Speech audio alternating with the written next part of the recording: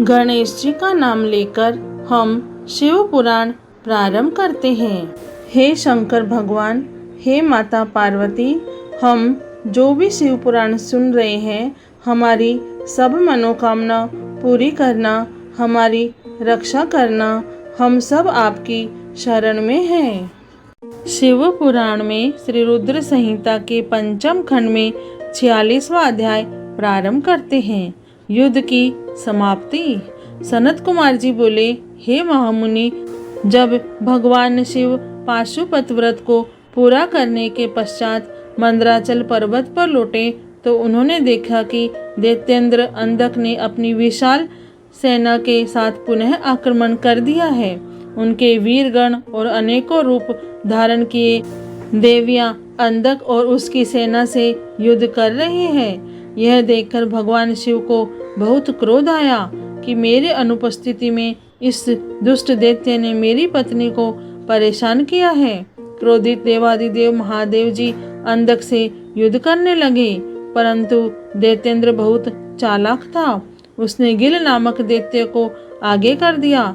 स्वयं उसने दैत्य सेना सहित गुफा के आसपास के वृक्षों और लताओं को तोड़ दिया। तत्पश्चात उस दैत्य अंधक ने एक एक करके सबको निगलना शुरू कर दिया। अंधक ने नंदीश्वर सहित ब्रह्मा, विष्णु, इंद्र, सूर्य और चंद्रमा व समस्त देवताओं को निगल लिया। यह देखकर भगवान शिव को बहुत क्रोध आया। उन्होंने अंधक पर अपने तीक्ष्ण बाणों का प्रहार करना शुरू कर दिया, जिसके फलस्वरूप दैत्यराज ने विष्णु सहित ब्रह्मा, सूर्य, चंद्रमा और अन्य देवताओं को वापस उगल दिया। उधर शिवगणों ने देखा कि दैत्य गुरु युद्ध में मारे गए राक्षसों को अपनी संजीवनी विद्या से पुनः जीवित कर रहे हैं। इसी कारण दैत्यों का मनोबल कम नहीं हो रहा है। तब शिवगणों ने चतुराई का परिचय देते हुए दैत्य गुरु शुक्राचार्य को बंधक बना लिया और उन्हें भगवान शिव के पास ले गए। तब शिवगणों ने यह बात भगवान शिव को बताई तो क्रोधित शिवजी ने शुक्राचार्य को निगल लिया। शुक्राचार्य के वहां से गायब हो जाने पर दैत्यों का मनोबल गिर गया और वे भयभीत हो गए। यह देखकर देवसेना ने उन दैत्यों को मार मार कर व्याकुल कर दिया। इस प्रकार युद्ध और भीषण होता जा रहा था। दैत्यराज अंधक ने अब युद्ध को जीतने के लिए माया का सहारा लिया। भगवान शिव और अंधक के बीच सीधा युद्ध शुरू हो गया। भगवान शिव अपने प्रिय त्रिशूल से लड़ रहे थे। युद्ध करते करते दैत्यराज के शरीर पर शिवजी जैसे ही त्रिशूल का प्रहार करते, उसके शरीर से निकले हुए रक्त से बहुत दैत्य उत्पन्न हो जाते और युद्ध करने लगते। यह देखकर देवताओं ने देवी चंडिका की स्तुति की। तब चंडिका तुरंत युद्ध भूमि में प्रकट हो गई और उन्होंने भगवान शिव को प्रणाम किया। शिवजी का आदेश पाकर देवी चंडिका उस अंधक नामक असुर के शरीर से निकलने वाले रक्त को पीने लगी। इस प्रकार अंधक का रक्त जमीन पर गिरना बंद हो गया और उससे उत्पन्न होने वाले राक्षस भी उत्पन्न होने बंद हो गए।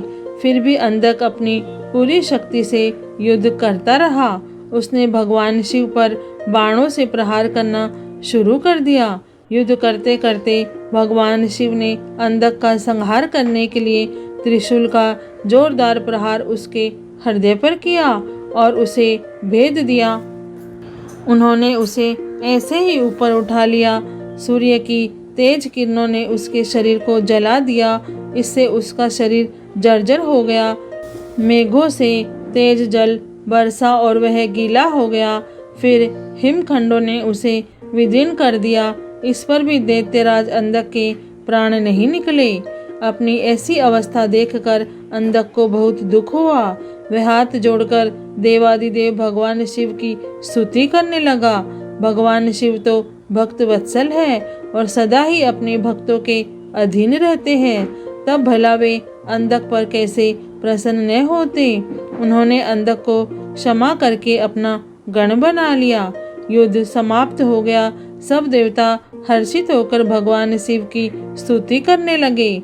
भगवान शिव देवी पार्वती को साथ लेकर अपने गणों सहित कैलाश पर्वत पर चले गए। सभी देवता अपने अपने लोकों को वापस लौट गए। शिव पुराण में श्री रुद्र संहिता के पंचम खंड में 46वां अध्याय पूर्ण हुआ।